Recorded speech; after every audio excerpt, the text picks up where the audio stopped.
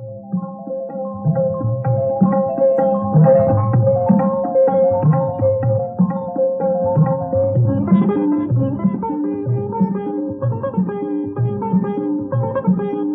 दो बीता हुआ कल, दिल में बसाओ आने वाला कल। हंसो और हंसाओ, चाहे जो भी हो पल, खुशियाँ लेकर आएगा आने वाला कल। नमस्कार दोस्तों, मैं हूँ आपका होस्ट और दोस्त ऋषि पांडे और मेरे साथ है मैं हूँ आपकी दोस्त आराध्या और मैं हूँ आपकी दोस्त सोनल। मैं हूँ शिविका चुग। मैं हूँ अविका चुग। लेकर आए हैं हम आप सबके लिए कुछ रोचक जानकारियाँ, चुटकुले, कहानियाँ, कविताएं और पहेलियाँ। तो बने रहिए हमारे साथ अपने चहते प्रोग्राम में, जिसका नाम है बाल कार्यक्रम। तो चलिए दोस्तों, शुरुआत करते हैं अपने प्रोग्राम का पराक्रम दिवस से, जिसे हम नेताजी सुभाष चंद्र बोस जी की जयंती के नाम से भी जानते हैं। सुभाष चंद्र बोस जी ने तुम मुझे खून दो, मैं तुम्हें आजादी दूंगा और जय हिंद के नारों से आजादी की लड़ाई की धार को तेज किया था। 23 जनवरी 1897 को उड़ीसा के कटक में जन्मे नेताजी का जीवन और उनके विचार लाखों भारतीयों को प्रेरित करते हैं। नेताजी सुभाष चंद्र बोस भारत के स्वतंत्रता संग्राम के सबसे बड़े नेता थे। द्वितीय विश्व युद्ध के दौरान अंग्रेजों के खिलाफ लड़ने के लिए उन्होंने जापान के सहयोग से आजाद हिंद फौज का गठन किया था। कभी कभी हमें लगता है कि ये सब बहुत पुरानी बातें हैं, लेकिन क्या आप जानते हैं, नेताजी ने अपनी पूरी जिंदगी संघर्षों में बिताई और कभी भी अपने देश की स्वतंत्रता के लिए अपने कदम पीछे नहीं खींचे। उनके इस साहस और संघर्ष को आज हम पराक्रम दिवस के रूप में याद करते हैं। वे सिर्फ एक स्वतंत्रता सेनानी नहीं थे, बल्कि एक महान नेता और दूरदर्शी विचारक भी थे। उनका जीवन एक किताब की तरह था, जो हमें हर दिन कुछ नया सिखाता है। पराक्रम दिवस का उद्देश्य भारतीय युवाओं में साहस, आत्मविश्वास और देशभक्ति की भावना का संचार करना है। तुम मुझे खून दो, मैं तुम्हें आजादी दूंगा। इस नारे का मतलब है कि अगर भारत को शत्रुओं से बचाना है तो भारतवासियों को भारत माता के लिए अपना तन, मन और धन समर्पित करना होगा। अच्छा दोस्तों, मेरे पास नेताजी सुभाष चंद्र बोस के कुछ विचार है, जो कि मैं आप सबसे साझा करना चाहता हूँ। पहला, संघर्ष ने मुझे मनुष्य बनाया।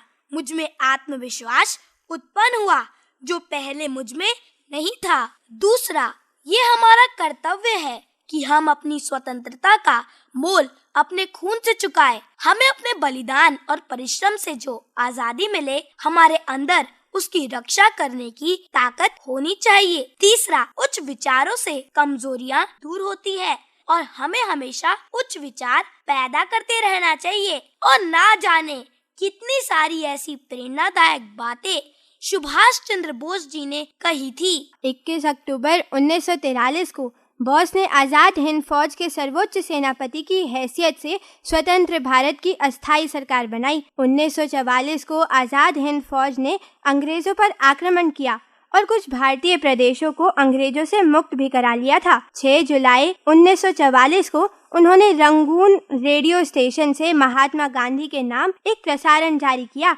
जिसमें उन्होंने उस युद्ध में विजय के लिए उनका आशीर्वाद और शुभकामनाएं मांगी थी। मेरे पास इससे एक जुड़ी कविता है, कहो तो सुनाऊं? हाँ बिल्कुल सुनाओ। वीर सुभाष से सेनानी का आज जन्मदिन आया है, जिसकी पावन याद में हमने ये पराक्रम दिवस मनाया है। असली कीमत आजादी की वीर बोस ने समझाई है। खून मुझे दो, आजादी लो, गाथा वीरों ने गाई है। सर्वोत्तम वो जुदा सभी से अपनी राह बनाई थी। स्वाभिमान की कीमत बोस ने भारतीयों को समझाई थी। हंसते खेलते संग चले थे आजादी के वो मस्ताने। शोलों से भी नहीं डरे थे, ऐसे थे वो परवाने। आओ मिलकर याद करें उन्हें, आजादी का समझे मोल। ढेर रहे जीवन के पथ पर, मन नहीं अपना जाए डोल। जय हिंद, धन्यवाद। अरे वाह राध्या, तुमने तो बड़ी अच्छी कविता सुनाई। तुम्हारी कविता से मुझे तो एक पंक्ति याद आ गई, जो मैंने कल पत्रिका में पढ़ी थी। सुनाऊं? हाँ बिल्कुल। है समय नदी की बाढ़ की जिसमें सब बह जाया करते हैं। है समय नदी की बाढ़ की जिसमें सब बह जाया करते हैं। ऐसा में बड़ा तूफान प्रबल पर्वत झुक जाया करते हैं। अक्सर दुनिया के लोग समय में चक्कर खाया करते हैं, लेकिन कुछ ऐसे होते हैं इतिहास बनाया करते हैं। यह उसी वीर इतिहास पुरुष की अनुपम अमर कहानी है जो रक्त कणों से लिखी गई, जिसकी जय हिंद निशानी है, जिसकी जय हिंद निशानी है। जय हिंद। वाह ऋषि, तुमने तो बहुत अच्छी कविता सुनाई है। ये पंक्ति सुन के तो मेरे को एक कविता याद आ गई। ये कविता गोपाल प्रसाद व्यास द्वारा रचित है और मैं इसकी कुछ पंक्तियां सुनाना चाहती हूँ जो नेताजी के साहस को सलाम करती है। वह खून कहो किस मतलब का जिसमें उबाल का नाम नहीं, वह खून कहो किस मतलब का आ सके देश के काम नहीं, वह खून कहो किस मतलब का जिसमें जीवन ना रवानी है, जो परवश होकर बहता है वह खून नहीं पानी है। सारे मग सारे सानी ध, सारे सारे मग सारे सा, सारे सारे मग सारे सानी ध, सारे सारे मग सारे सारे सारे मदनी ध प मग सारे गरे गरे गरे गरे रे। जहां से अच्छा हिंदुस्तान हमारा, सारे जहां से अच्छा हिंदुस्तान हमारा। हम बुलबुले हैं इसकी ये गुलसिता हमारा, सारे जहां से अच्छा हिंदुस्तान हमारा। सारे पानी निसा निसा ध नि ध प म प निसा रे निसा निसा नि म ग म ग म रे ग सारे नी सारे म ग म रे ग रे सा ध प म। गोदी में खेलती है जिसकी हजारों नदियाँ, गोदी में खेलती है जिसकी हजारों नदियाँ, गुलशन है जिसके दम से कसके जना हमारा, सारे जहां से अच्छा हिंदुस्तान हमारा। साध सपद सारे ग ग प म द प ग रे रे र सा, सारे ग रे ग ग प ध सा ग प सा ग प सा ग प सा रे सा ध रे सा ध रे सा ध रे, सारे ग प ग रे सा ध प ध सा ध प ग रे आए हैं रौद्र गंगा वो दिन प्यार तुझको, आए हैं रौद्र गंगा वो दिन प्यार तुझको, उतरा तेरा किनारा सब कारवां हमारा, सारे जहां से अच्छा हिंदुस्तान हमारा।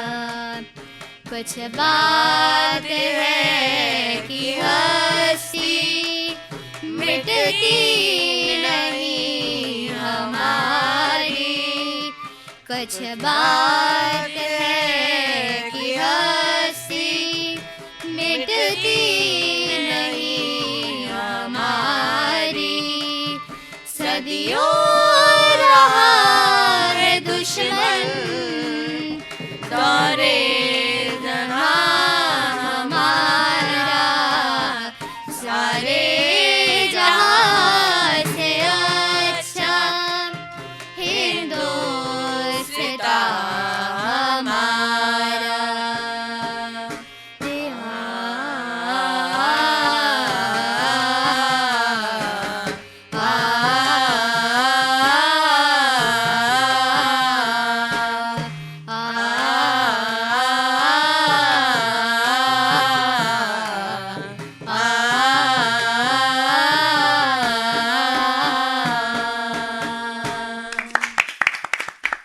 आज नीलिमा दीदी आपको सुनाने जा रहे हैं एक बहुत ही खास वार्ता जिसका नाम है नेताजी का जीवन बचपन से बलिदान तक। ये वार्ता हमें बताती है कि कैसे सुभाष चंद्र बोस ने अपने बचपन से लेकर देश के लिए अपना बलिदान देने तक की यात्रा तय की। तो दोस्तों तैयार हो जाइए इस प्रेरणादायक वार्ता को सुनने के लिए जो हमें सिखाएगी देशभक्ति और संघर्ष का असली मतलब। प्यारे बच्चों, उत्तर भारत में आजकल कड़ाके की सर्दी पड़ रही है, तो आज आपकी नीलिमा दीदी आपका रक्त गर्म करने के लिए आपको अपने सबके प्यारे देशभक्त और स्वतंत्रता संग्राम के वीर सेनानी स्वर्गीय श्री सुभाष चंद्र बोस की वीरता के बारे में बताने आई है। ये नाम तो आप सबने सुना ही होगा। आज आपके लिए मैं उनके बचपन से प्रारंभ करती हूँ। उनका जन्म उड़ीसा के कटक जिले में 23 जनवरी सन 1897 को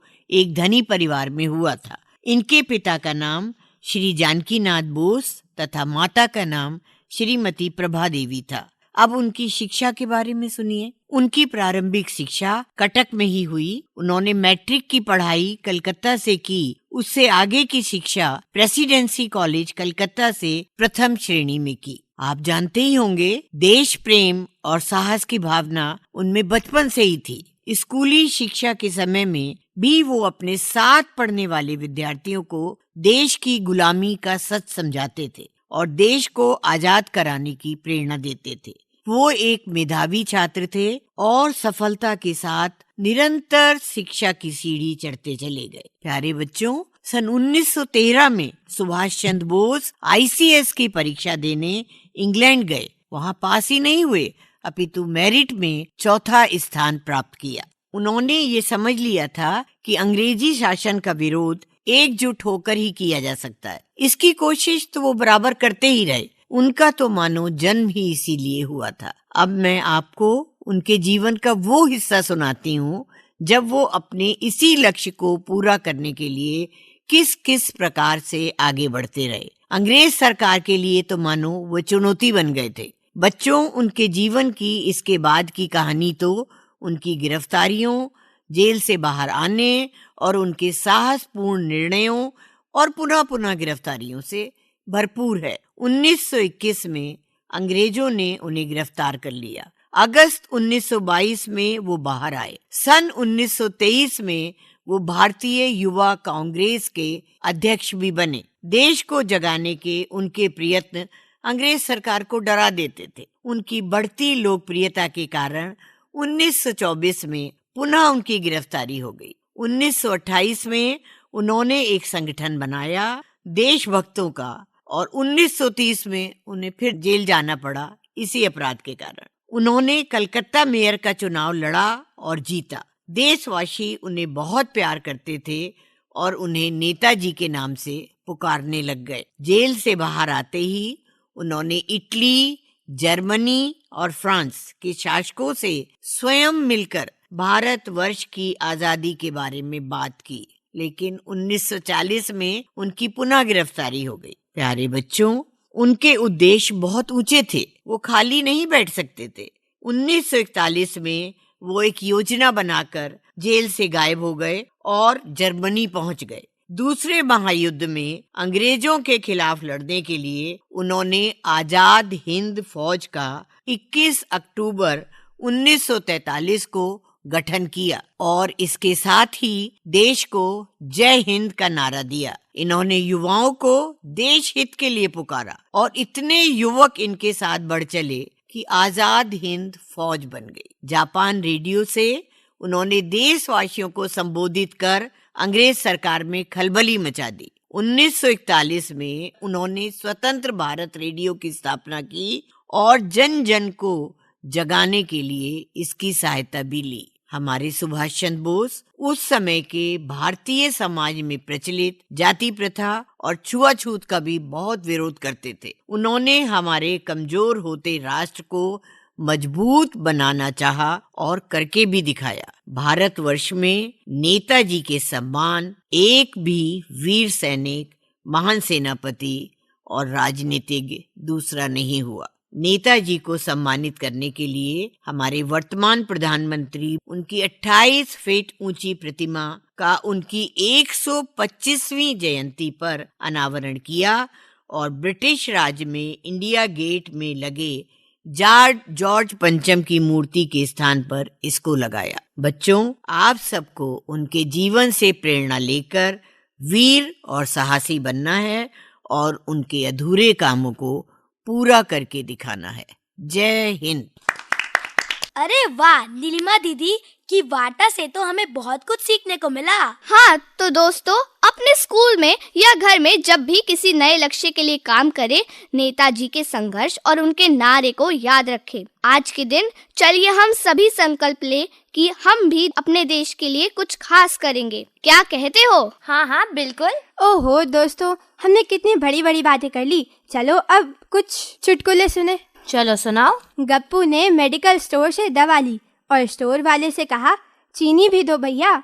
स्टोर कीपर, चीनी यहाँ नहीं मिलती। गप्पू, हम पागल नहीं है, पढ़े लिखे हैं, दवा पर लिखा है शुगर फ्री। अरे मेरे पास भी एक चुटकुला है। जज, घर में मालिक के रहते हुए तुमने चोरी कैसे की? गोलू बोला, जज साहब, आपकी इतनी अच्छी नौकरी है, अच्छी सैलरी है, फिर आप ये सब सीख कर क्या करोगे? अरे वाह ऋषि, क्या बात करी तुमने। अच्छा चलो, अब एक चुटकुला मैं भी सुनाती हूँ। मेरे दोस्त ने मुझसे पूछा, तुम्हारी फेवरेट सब्जेक्ट क्या है? तो मैंने कहा रिसेस, क्योंकि उसमें पढ़ाई होती ही नहीं। चलो एक चुटकुला मैं भी सुनाती हूँ। चिंटू, पापा मुझे ड्रम दिला दो। पापा, नहीं, फिर तो तुम सबको परेशान करोगे। चिंटू, नहीं पापा, जब सब सो जाएंगे तभी तो बजाऊंगा। मेहमान, और बताओ बेटा, आगे का क्या प्लान है? गप्पू, बस आपके जाते ही बिस्कुट खाऊंगा, वैसे भी नमकीन और मेवा तो आपने छोड़ा नहीं है।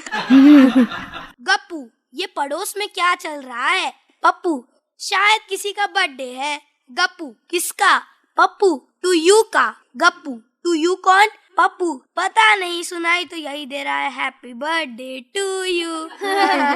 काफी दिनों बाद राजू पार्क में घूमने गया। घर लौटकर उसने अपने दोस्त को बताया, जानते हो, लोग मुझे भगवान समझने लगे। दोस्त ने बोला, ये तुमने कैसे जाना? राजू बोला, जब मैं पार्क में गया तो लोग वहाँ पे मेरे को देख के बोलने लगे कि हे भगवान, तू फिर से आ गया। बेटी रेसिपी बुक देखकर खाना बना रही थी। माँ बोली, अरे बेटी, ये मंदिर का घंटा फ्रिज में क्यों रखा है? बेटी, मम्मी जी, बुक में लिखा है कि सब चीजों को मिलाकर 1 घंटा फ्रिज में रखे। माँ बेहोश। गोलू ने मोलू से कहा कि तुम्हारा ऑफिस कैसा चल रहा है? मोलू ने कहा, अरे मेरा ऑफिस तो बहुत ही अच्छा चल रहा है, क्योंकि मैं बहुत जिम्मेदार हूँ ना। गोलू ने कहा, वो कैसे? मोलू ने कहा, वो ऐसे कि जब भी ऑफिस में कोई गड़बड़ होती है तो सब मेरे को देखकर कहते हैं कि इसका जिम्मेदार तो यही है।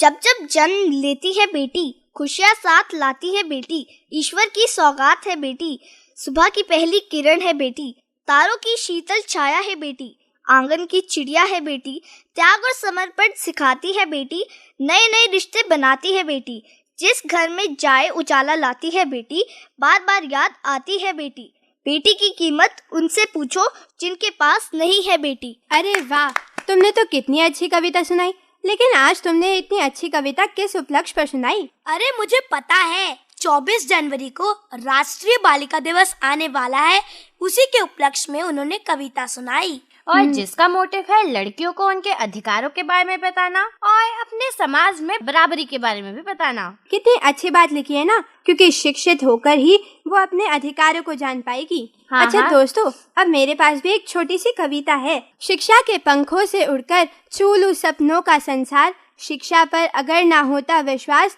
ना हो पाती जागरूक, ना हो पाता विकास। तो क्या तुम में से किसी को पता है कि इसकी शुरुआत कब हुई थी?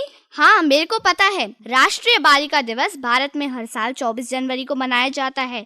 इसकी शुरुआत महिला एवं बाल विकास भारत सरकार ने 2008 में की थी। इस दिन को विभिन्न कार्यक्रमों का आयोजन किया जाता है। 24 जनवरी के दिन पूर्व प्रधानमंत्री इंदिरा गांधी को नारी शक्ति के रूप में याद किया जाता है।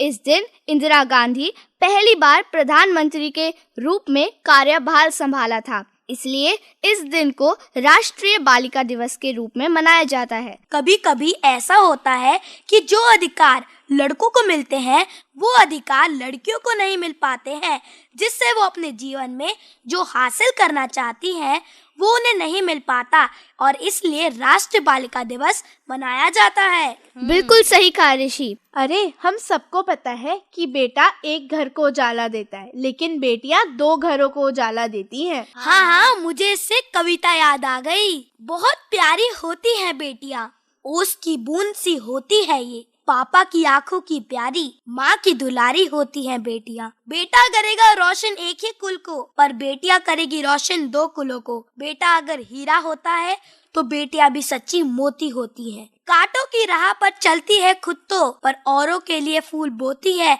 हमेशा, ना कभी उफ तक करती है ये, बस हर काम करने को तत्पर रहती है बेटियां। विधि का विधान तो देखो, दुनिया ने क्या रहम बनाई, बेटा पास रहता है और दूर जाती है बेटियां, मुट्ठी में भरे नीड सी होती हैं बेटियां, बहुत प्यारी होती हैं बेटियां, बहुत प्यारी होती हैं बेटियां।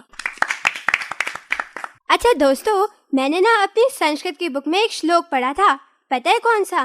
कौन सा? विद्या ददाति विनयम, विनयात याति पात्रताम, पात्रत्वात् धनम आपनोति, धनात् धर्मम ततः सुखम।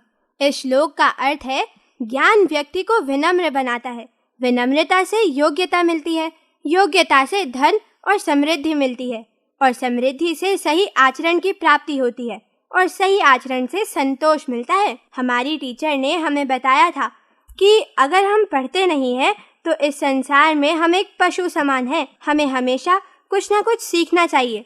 शिक्षा कहीं से भी मिले उसे ग्रहण करना चाहिए। हाँ हाँ, शिक्षा बहुत जरूरी होती है, और इसी से मुझे याद आया कि 24 जनवरी को अंतर्राष्ट्रीय शिक्षा दिवस भी मनाया जाता है। यह दिन शिक्षा के महत्व को मान्यता देने और दुनिया भर में सभी बच्चों और युवाओं के लिए शिक्षा तक पहुंच सुनिश्चित करने के उद्देश्य में मनाया जाता है। अब मैं सबको अंतर्राष्ट्रीय शिक्षा दिवस से जुड़ी कुछ खास बातें बताती हूँ। संयुक्त राष्ट्र महासभा ने 3 दिसंबर 2018 को इस दिन को मनाने का फैसला किया। पहला अंतर्राष्ट्रीय शिक्षा दिवस 24 जनवरी 2019 को मनाया गया था। इस दिन को मनाने का मकसद शिक्षा की गुणवत्ता को बेहतर बनाना और सभी के लिए शिक्षा तक पहुँच सुनिश्चित करना है। हर साल इस दिन को किसी खास थीम पर मनाया जाता है। इस दिन शिक्षा को असहिष्णुता, अज्ञानता और हिंसा के खिलाफ एक अहम हथियार माना जाता है। स्कूल सिर्फ पढ़ाई का ही नहीं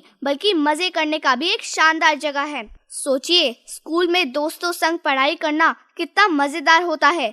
एक दूसरे से सीखने की ये तरंग हमें और हमारे दोस्तों को एक बेहतर कल के लिए तैयार करती है। हाँ शिविका, तुमने बिल्कुल ठीक कहा। और अगर हम किसी दिवस पर बात कर रहे हैं तो बिना विषय के तो वो अधूरा ही है। चलो मैं आप सभी को 2025 का विषय बताता हूँ। 2025 का विषय है स्वचालन की दुनिया में मानव एजेंसी का संरक्षण। और वैसे भी शिक्षा तो ऐसी चीज है जो हमें हमेशा लेती ही रहनी चाहिए। अगर हर कोई शिक्षित होगा तो वह सही गलत का निर्णय समझदारी से ले सकते हैं। जीवन का आधार है शिक्षा, खुशहाली का भंडार है शिक्षा। जीवन में नई ज्योति जगाती, सपने सारे पूरा कर दिखाती।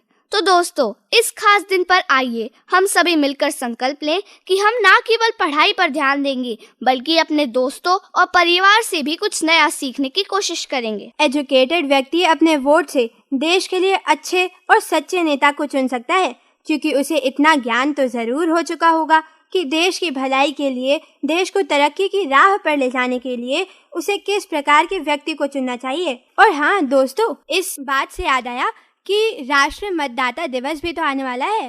अरे हाँ हाँ। और पता है दोस्तों, राष्ट्रीय मतदाता दिवस जो भारत में लोकतंत्र की ताकत और चुनाव प्रक्रिया के प्रति जागरूकता फैलाने के उद्देश्य से मनाया जाता है। इस दिन का महत्व इस बात में निहित है कि ये भारतीय नागरिकों को उनके मतदान अधिकार के प्रति जागरूक करता है और उन्हें वोट देने के लिए प्रेरित करता है। और पहली बार इसे वर्ष 2011 में मनाया गया। और यह हर साल 25 जनवरी को मनाया जाता है। पर क्या तुम में से किसी को पता है ये सिर्फ 25 जनवरी को ही क्यों मनाया जाता है? क्योंकि इससे अगले दिन 26 जनवरी है, जिस दिन गणतंत्र दिवस मनाया जाता है। अभी तो हम सब बच्चे हैं, पर जब हम बड़े होंगे तब हम भी तो वोट डालेंगे। उसकी जानकारी तो सबको होनी ही चाहिए। इसी जानकारी को लोगों तक पहुंचाने के लिए, यानी वोटर्स तक पहुंचाने के लिए यह दिन मनाया जाता है। जब भी कोई हमसे पूछता है कि बड़े होकर क्या करेंगे, तो हमारे जवाब तो यही होते हैं कि हम बड़े होकर डॉक्टर बनेंगे,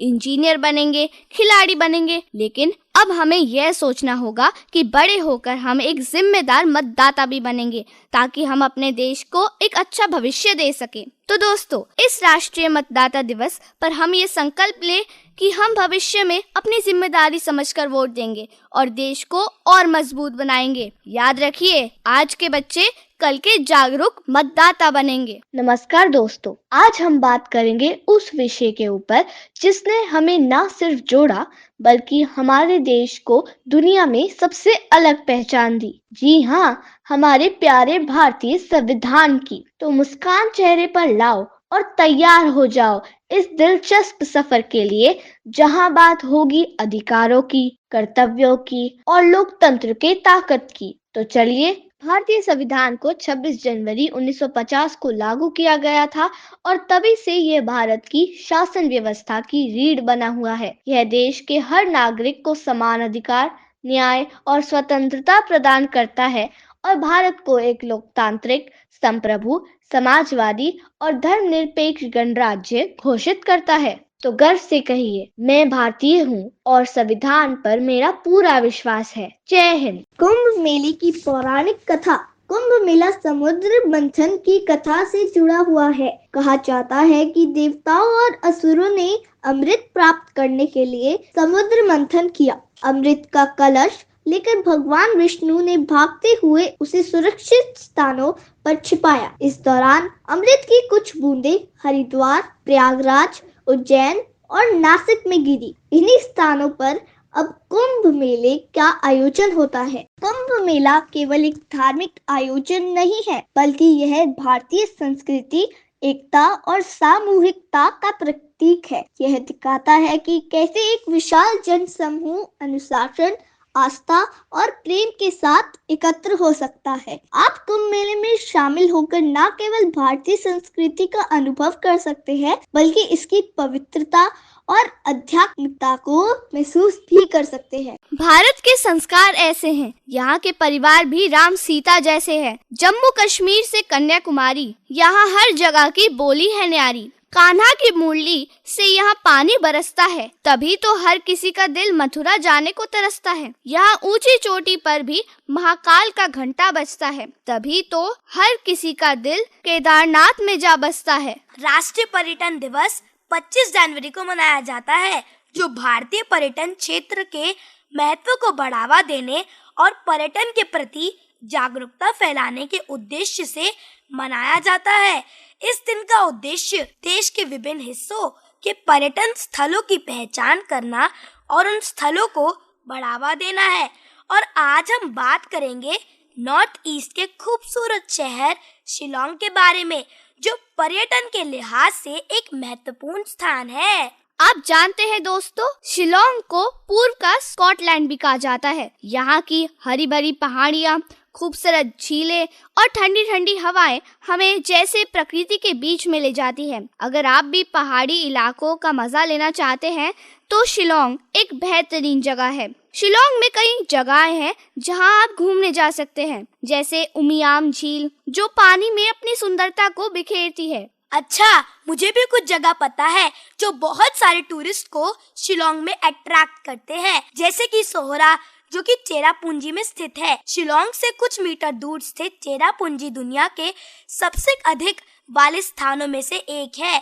यहाँ की हरी भरी वादियाँ, झरने और खड़ी चट्टानों का दृश्य पर्यटकों को मंत्रमुग्ध कर देता है। इस बार की तो पिटारे के डब्बे की इंफॉर्मेशन खत्म ही हो गई। अगली बार आएंगे तो और जानकारी लेके आएंगे और साथ ही बहुत मजा करेंगे। चलो, अब के लिए हमें दो इजाजत। मैं रबानी, मैं हूँ सोनल, मैं हूँ ऋषि, मैं हूँ राध्या। मैं शिविका। और मैं अविका। अभी के लिए हमें दो इजाजत, हम चलते हैं। जय हिंद।